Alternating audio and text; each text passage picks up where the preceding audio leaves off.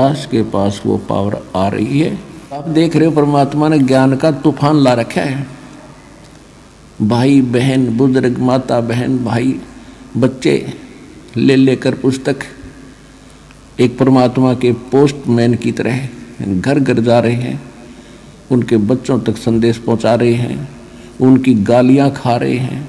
कोई जेल में डाल देता है, कोई पत्थर मारता है, कोई धमकाता है, कोई खुरकाता है, लेकिन ये परवाह नहीं करते, क्योंकि इनको मालूम हो गया कि इन्होंने भांग पी रखी है। और यह भांग उतरेगी इस पुस्तक के ज्ञान ते, भगवान के ज्ञान ते। और जिनकी भांग उतर जाएगी हमारे साथ था वो लेंगे। फिर ये बाप की उतर गई, आप आगे। अब जैसे इस दास की ड्यूटी परमात्मा ने जहाँ से शुरू किया, मेरे स्वयं घर वाले भी नहीं मानने को तैयार थे, लेकिन मुझे विश्वास दृढ़ हो लिया था। और फिर ये ऐसे समाज के अंदर प्रवेश करना, अब मुझे फिर एक सीन याद आया करता रह के। एक बार ये दास मेडिकल में गया था किसी रिश्तेदार को मिलने के लिए, लेकिन मुझे विश्वास दृढ़ हो लिया था। और फिर ये ऐसे समाज के अंदर प्रवेश करना, अब मुझे फिर एक सीन याद आया करता रह के। एक बार ये दास मेडिकल में गया था किसी रिश्तेदार को मिलने के लिए,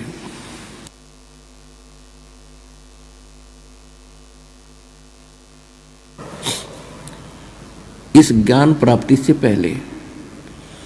तो वहाँ मेडिकल रोहतक के अंदर एक 13 नंबर वार्ड है, उसमें मेंटल वार्ड है। वो डॉक्टर उन मेंटल व्यक्तियों का इलाज कर रहे थे और वो उनको गाली दे रहा था, मैं तेरा जमाई हूँ। डॉक्टर कह रहा था हाँ जी ठीक है, हाँ जी ठीक है। उसका गिरेबान पकड़ लिया डॉक्टर का, दो तीनों ने छुड़वाया, बैठ जा। और फिर भी उनका ट्रीटमेंट कर रहे थे। और जब वो उन ट्रीटमेंट ठीक हो गया, वो स्वस्थ माइंड हो गया, फिर वही यूँ कह रहे थे, डॉक्टर साहब नमस्ते। तो दास की ड्यूटी इस पागल वार्ड में ला रखी है।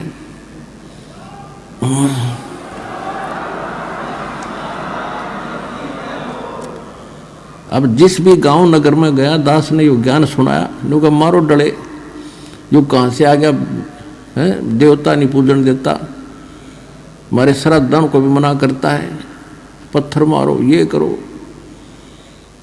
और अब जब उनको ज्ञान हुआ, जब तो मुझे गाली दे रहे थे और अब कहते हैं सत्साहिब गुरु जी, सत्साहिब गुरु जी, निहाल कर दिए, जीवन नाश हो गया था।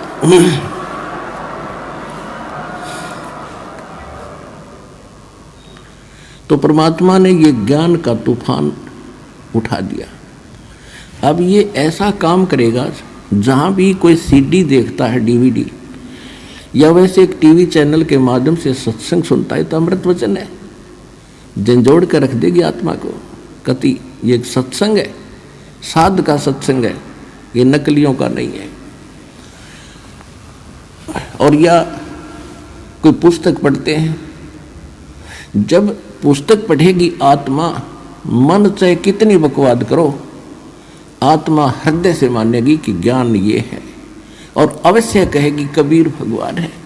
और चाहे वो कहीं फंसा पड़ा, किसी भी ग्रुप में, किसी संत के पास, या किसी पंथ में, या किसी धर्म मजहब में, जब आत्मा सच्चे दिल से मालिक ने अवश्य पुकारेगी, जब इस ज्ञान को सुनेगी कि हे परमात्मा, हे कबीर जी,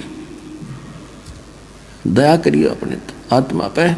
यानी वो निकल नहीं सकता वहां से, लेकिन फिर पुकार दिया हृदय से, तो उसी दिन परमात्मा ने कह दिया यो मेरा हो लिया।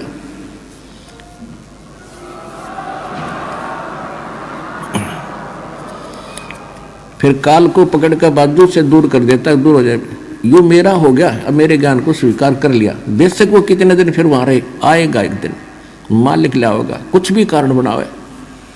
तो इस प्रकार परमात्मा ने कहा था कि तेरा ज्ञान सुनेगा वो तेरा, और मेरा मानने का फिर उसके निकट मत आ जाइए। तो इस प्रकार ये परमात्मा का ज्ञान पूरे विश्व में फैलेगा। और परमात्मा कबीर परमेश्वर जी वैसे तो प्रत्येक युग में आते रहे, कुछ एक भक्तों को अपने लाइन में लगाते रहे, जिस कारण से परमात्मा की महिमा आज तक बनी रही। काल चाहता है परमात्मा का नामो निशान मिटे और ये भूल जाए भगवान को, नास्तिक हो जाए। जैसे पूरा चीन नास्तिक हो गया, रूस नास्तिक हो गया। और अब नंबर था हिंदुस्तान का ये नकली संत पंथ बना रखे, लाभ किसी को हो नहीं रहा, सब विकारों से ग्रस्त हैं, सब वही क्रियाएं करते हैं जो जन साधारण करता है। भगत विद्यार्थी होकर और स्कूल को छोड़कर बाहर खेलता फिरता है तो कैसा पास होगा। तो संसार की जो क्रियाएं हैं और भगत की क्रियाओं में दिन रात का अंतर होता है। तो जितने भी आप संत पंथ अन्य देखते हो वो संसार के आम क्रियाओं से भी निम्न स्तर के कर्म कर रहे हैं। बीड़ी वह पीवें, डीजे वह बजवाएं, सारे काम वह करें और फिर नो काम राधा स्वामी है। राधा स्वामी हो आप, भगत नहीं हो। राधा स्वामी कौन था? शिवदयाल। और शिवदयाल क्या बना? भूत। तो वहाँ ज्ञान है ही नहीं, उनका कोई गुरु नहीं था शिवदयाल जी का। इसका मतलब है कि उसका कनेक्शन नहीं था फिर धर्मप्राण से, क्योंकि गुरु नहीं उनका। गुरु परंपरा को बनाए रखने के लिए स्वयं परमात्मा को भी आना पड़ता है। जैसे गरीबदास जी को मिले, उसका कनेक्शन बन गया, स्वयं संत रूप में आके उनको शिक्षा देंगे और परंपरा चला दी। और उसी परंपरा से दास के पास वो पावर आ रही है, ये जुड़ी हुई उस परमात्मा की दी हुई।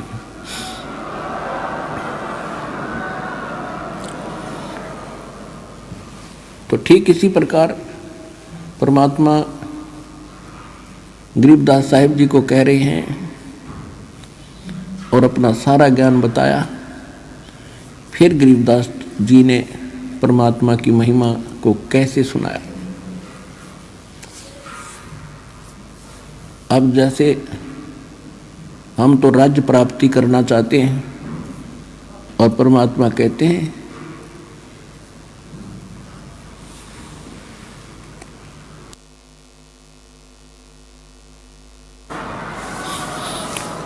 अगम निगम को खोज ले, बुद्धि विवेक विचार, उदय अस्त का राज मिले, तो बिन नाम बेगार। पुण्यात्माओं, परमात्मा की अमरवाणी एक एक वचन को गहराई से विचार करना, क्योंकि विचार नहीं करोगे तो अंदर से मैल नहीं खुर्चा जाएगा। विचार मनन करना इसके ऊपर, ये क्या बताई है, किसी के डूम बाट के गीत नहीं, ये तो भगवान के दिए वचन है। पहले तो हमें शंका रहती थी कि किसने देखा है भगवान, आगे क्या होगा किसको पता है। अब जब भगवान ने आकर बता रहा है कि ये होगा, ऐसा होता है, तो वो भी अग्रम अग्रम खत्म होगी। किसने देखा है? खुद भगवान ने बताया, और जिनने भगवान देखा उनने बताई। तो फिर अगर नहीं मानता है तो घनी पी रहा है भाई। तो कहने का भाव ये है कि गरीबदास साहिब जी क्या बताना चाहते हैं कि अगम निगम को खोज ले परमात्मा। अगर आप ये वीडियो YouTube पर देख रहे हैं तो हमारे चैनल को सब्सक्राइब करें और बेल आइकन को दबाना ना भूलें। अगर आप Facebook पर ये वीडियो देख रहे हैं तो हमारे पेज को लाइक करें।